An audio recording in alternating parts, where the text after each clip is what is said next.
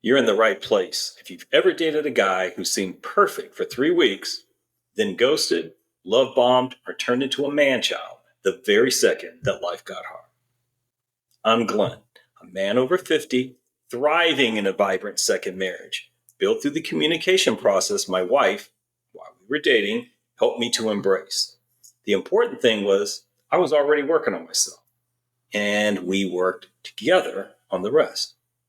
So, this is for women who have learned from experience that even the right guys are often clueless that great relationships require a certain kind of consistent effort.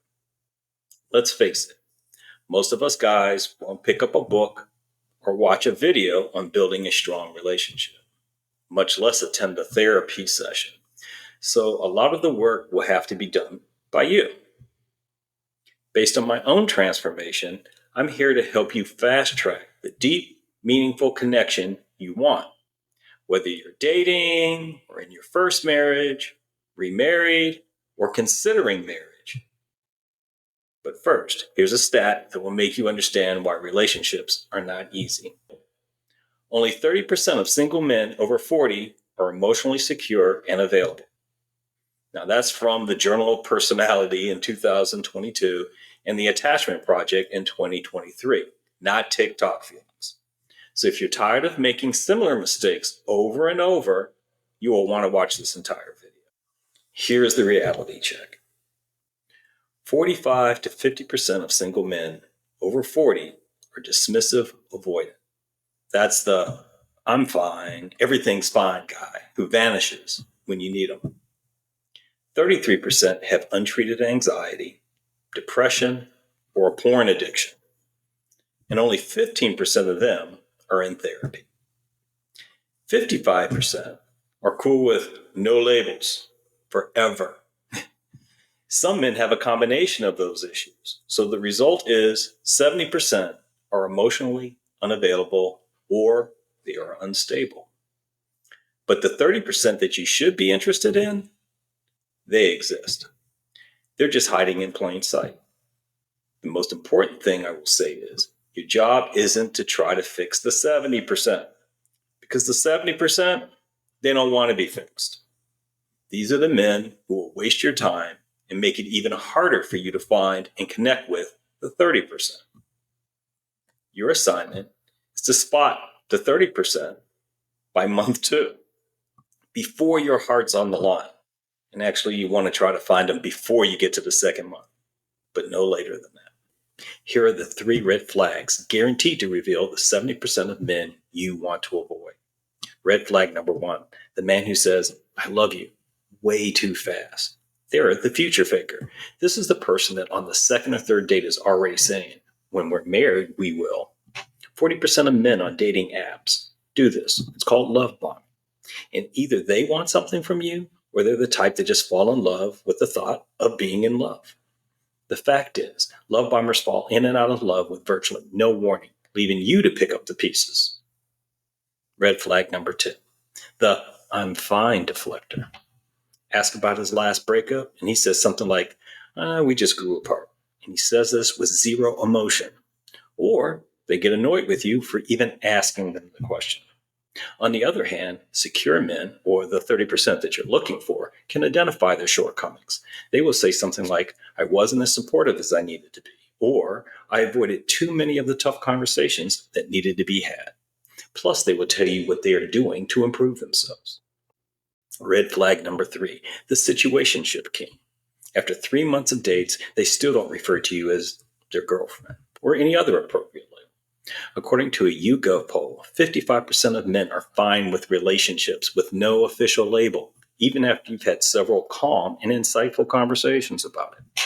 That's fine. Everyone is entitled to make the best decision for themselves.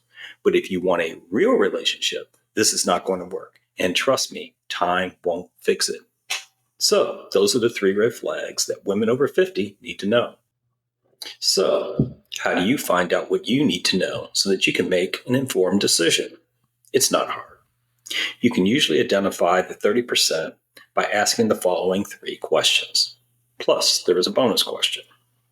Around day 3, here's question number 1. Ask him, What's the hardest emotional lesson you learned this last year? The 70%, they answer by shrugging their shoulders or mumbling something like, I don't like to overthink stuff. An example of an answer from the 30% is, I realized I sometimes shut down when I'm stressed out. So I started letting people know that I need a little bit of time to process things, and then I try to keep them updated, even if it's just a quick check-in. Around date 5, here's question number 2. Ask them, how do you handle it when someone you love is upset with you? The 70% say, I give them space. So, in other words, they avoid them. Or they say, I'm not good with all that emotional stuff. Notice that they made an assumption. You didn't say anything about being emotional. You just said upset. The 30% say something like, I ask what they need, then I share my side calmly. Around month number 2, or earlier, if you're exclusive, here's question number 3. Ask them, what does emotional availability look like to you in a relationship? The 70% will be vague and say something like, I don't know, just being there, I guess.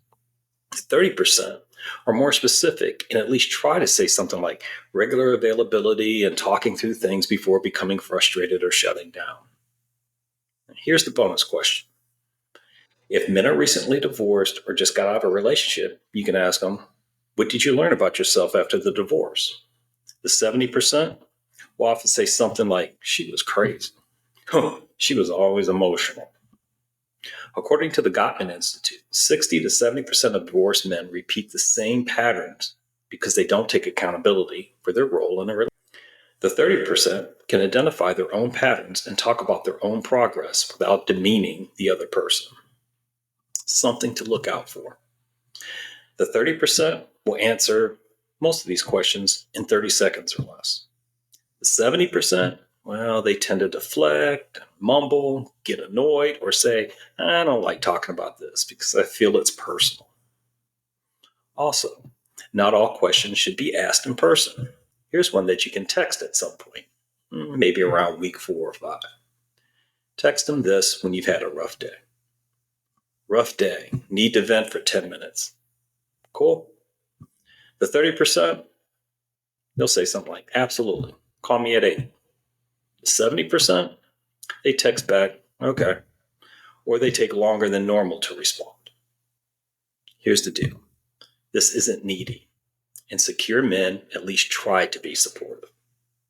Remember, the 30% isn't a consolation prize. It's the removal of the 70% chaos. Does this video help give you some insight? Hit like and then subscribe. Got this. Now go find your 30%.